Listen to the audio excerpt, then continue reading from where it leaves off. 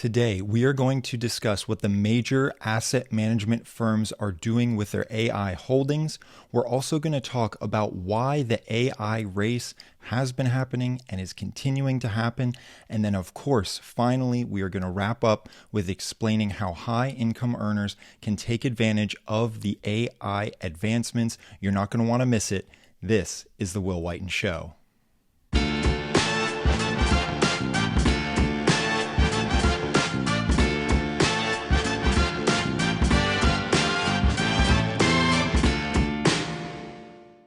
So first off, bear with me. I'm a bit sick, but as they say, I will try to endeavor to persevere. So I'll try and get through this.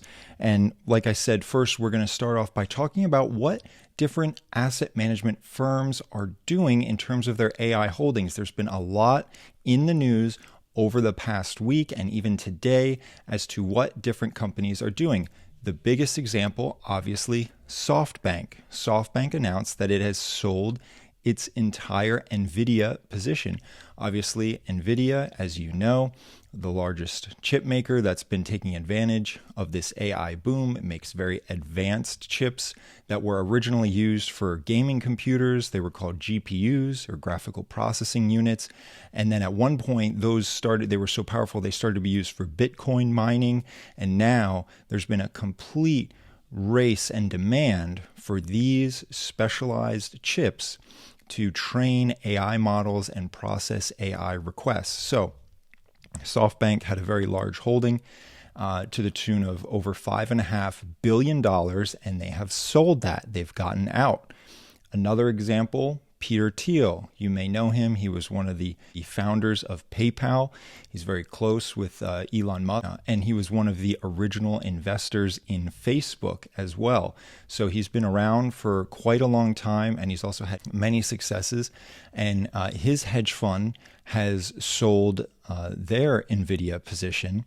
And in addition to that, we also have another high-profile example, Michael Burry. And this is an interesting example. For those that don't know, Michael Burry gained a lot of attention when he was a bit of a whistleblower on the mortgage crisis. So he was famously portrayed by Christian Bale in The Big Short, and he went around to different banks and got credit default swaps on a bunch of mortgage-backed securities. So to put that in layman's terms, think about, say, you think your neighbor's a bit of a pyromaniac playing with a lot of fire.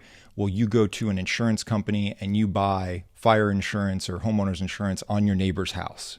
Okay, and that's a bit of the situation. He thought the mortgage-backed securities were far too frothy. He was right. He thought there wasn't a real backing to their value. He ended up being right, and so he effectively bought insurance against the fall of those. They ultimately fell, and he made a big profit. Now, he's been in and out of the news, and he sometimes has these very large calls, these large market predictions as to what he thinks will happen. And this was portrayed in The Big Short, and we can see it portrayed in a letter that he wrote to his investors last week. And he seems to be always very obsessed with the fundamentals. He always tries to stick to the fundamentals and come up with asset values, which is a great way to operate and to try and understand the markets. But I believe that is really only effective in markets that are constantly trying to be more efficient. And markets will not always be efficient when you want them to be efficient. And so in his case, he's said back during the great financial crisis, it was actually a good while, many, many months after he bought his credit default swaps before they paid off. And he was kind of ringing the alarm bell saying, everyone, this doesn't make any sense. And then at the same time, they look at him and say, well, wouldn't you like it not to make sense because you have all these credit default swaps? So, should we really trust what you're saying?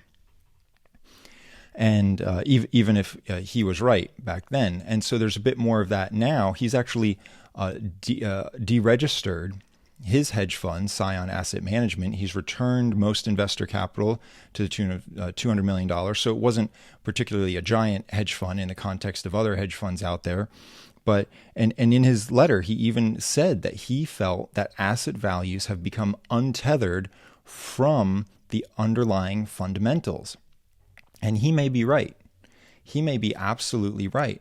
But the problem in financial markets is that if you are right at the wrong time, that is the same thing as being wrong. And so he can be right, but just not right now. And so ultimately he could not end up making a profit if his prediction does not come true shortly. And so he's returned money and investor money because he says, look, it's not going the way I think it should go, and asset values are just untethered from reality. And he's pointed out also that he thinks the GPUs, these advanced chips, will become out of date within 3 years. But he claims that he's seen on some balance sheets that companies are actually applying a 10-year depreciation schedule to try and smooth out these very lumpy expenditures. Many of the big tech companies are spending vast amounts of money on all these chips, and then they're depreciating them over a longer, what he is saying, more than the useful life of the actual chips. And so he's saying it's a bit of funny business that isn't right, and he's disclosed that he has big shorts against many of these companies, including Palantir, for example. He thinks everything's just way too frothy, and so we'll see if he ends up being right or not. But so he's a high profile example of not someone who's sold AI stocks, but bought puts to take advantage of AI stocks going down, or stocks that are heavily influenced by AI advancements. And then on the flip side, Berkshire Hathaway announced today that, and it's speculated that this isn't Buffett, but perhaps one of his lieutenants that he trusts to invest with him. They've announced that they have taken a position in Google, in Alphabet. And so obviously Alphabet is very involved in the AI space. They have their own model and they're applying it to their own suite of applications. And so that's an example of a company going long on AI stocks right now. So we'll see what happens. It's a bit of a mixed bag. You have some people getting out altogether, and others that seem to just be getting in for the first time. So it's hard to say where exactly the industry will go. But I think the next point that we'll get to here, it's important to understand why all of this is happening. Why is there this AI, this technological race among all the major companies? Amazon, Google, Meta, everyone's developing their models. OpenAI, Microsoft, of course, everyone's developing their own models and trying to apply them to new tools, and what seems to really be trying to find different use cases. And I think what's happening is really the standard of what needs to be delivered to customers has increased. So, for example, say Google releases its AI and it helps with emails, and it can kind of predict what you're saying and help you write a better email. Well, the people that are using that, and mind you, this is for free, and the people that are using that email, then they start to say, well, hey, this is good. And then they go use a different email provider, and they say, oh, well, this doesn't do that predictive work for me like it does when I'm in my Gmail account, and I like that more. And so then that pushes the other email providers to have to adapt and adopt that new technology. And I think that is happening across all of these companies. So there's a saying that you're either growing or dying. And a lot of these companies don't want to be dying. And so they have to grow and push the boundaries in new ways. And especially when their competitors are doing it, then they can't sit on the sidelines. They can't say, no, that's not for me. Our customers won't appreciate that. That's not the case. So all of these companies are in this race. And over the last 2 years, a lot of the explanation has been, oh, these companies are in this race to create generative AI. And so the idea behind it was, well, they're going to create an AI that's perhaps more powerful than the human brain, or has better reasoning power than the human brain. And it's almost going to become a sentient form. And there have been claims that we're already there, but many of the companies say that we're not there yet, and we're several years away. And you can see there was an interview several months ago from Sam Altman from OpenAI, and he talked about how there's been too much talk about generative AI, and then sure enough, the news has completely stopped talking about generative AI.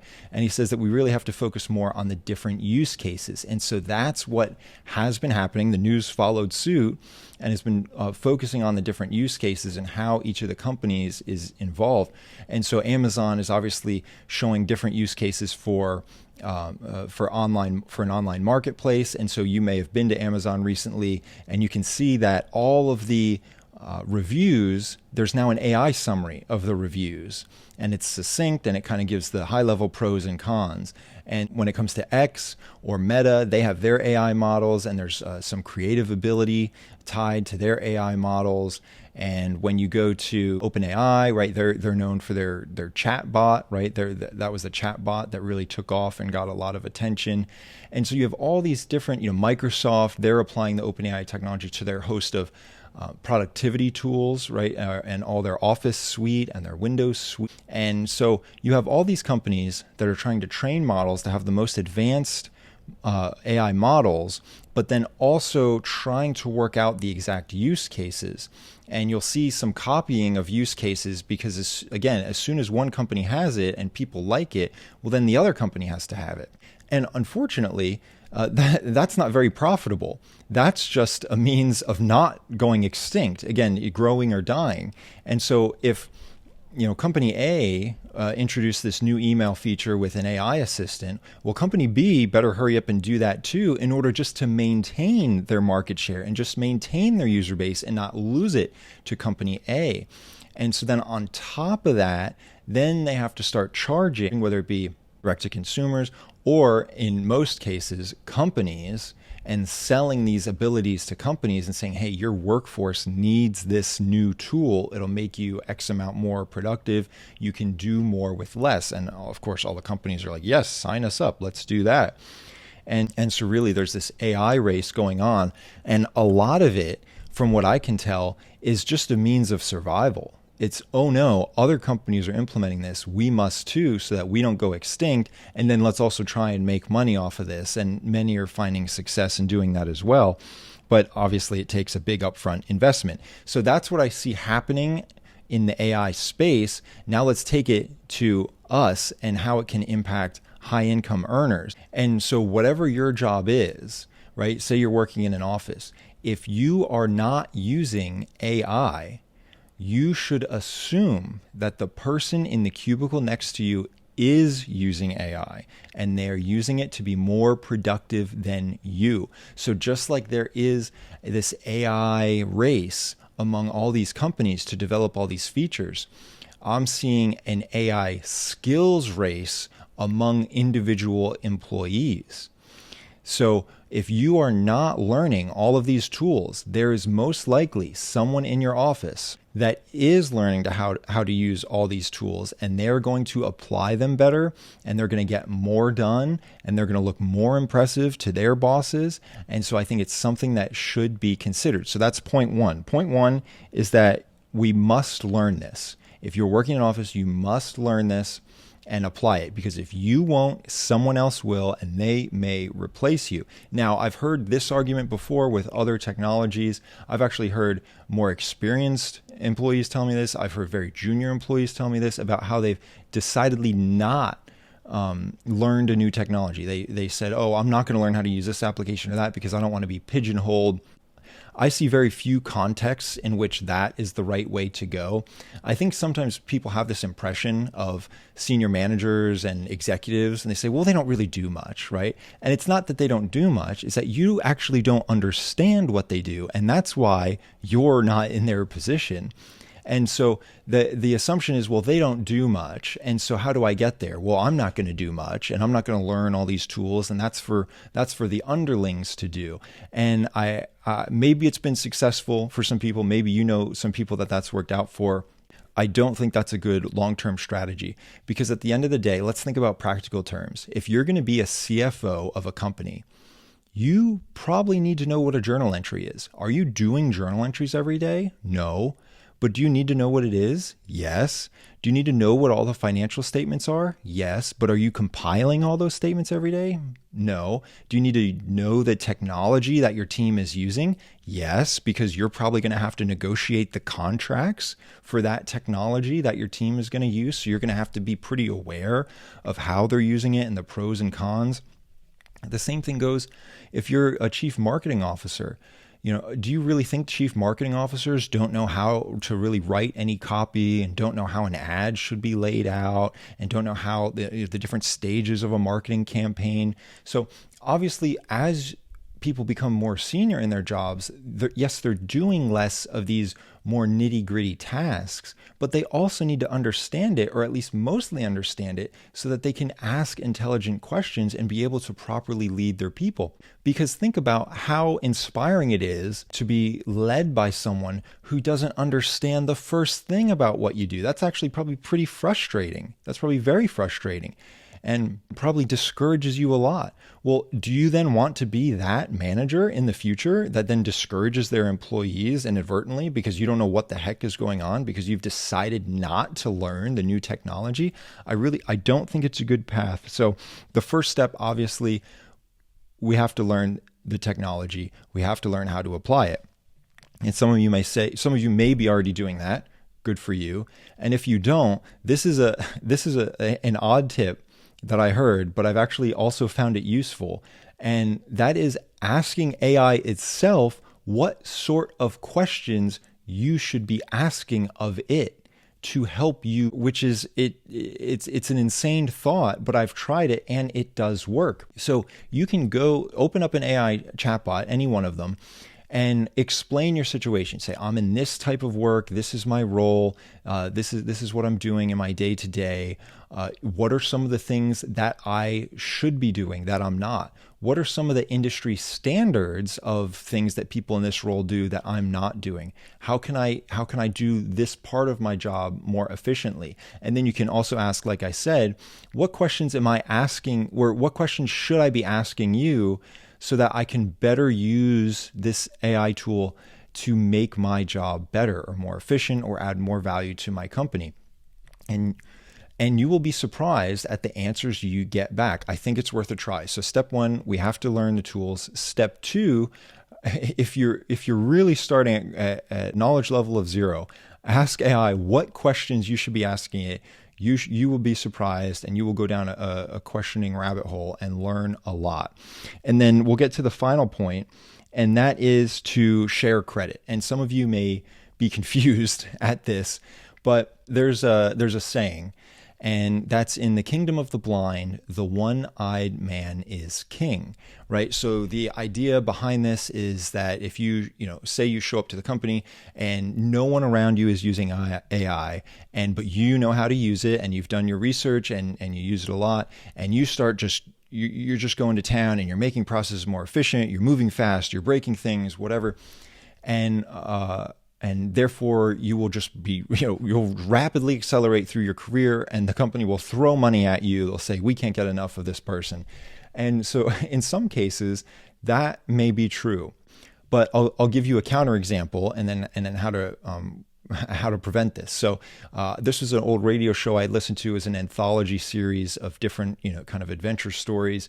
And it was about finding the kingdom of the blind. And this man had, stumbled into this, unexplored valley, and it's filled with basically a bunch of people that have evolved to be blind. Anyway, so none of these people can see. Well, imagine trying to explain to a group of people who's never seen before about how you can see and all of the things that you can see, and you describe it.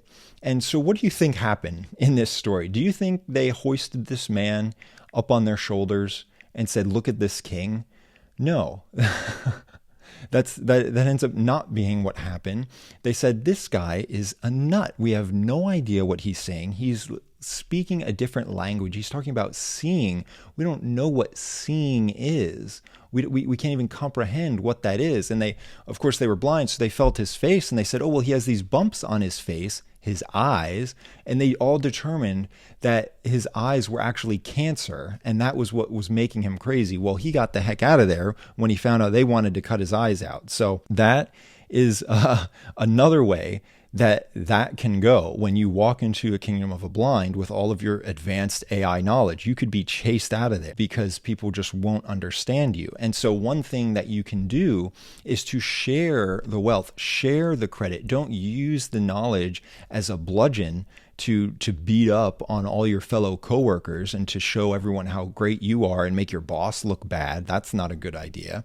What would be a good idea would be to share these things and make it obvious, demonstrate it and say, hey, look, I've been doing this and it's been taking me 10 minutes, but then I learned this thing using AI and now it only takes me 2 minutes.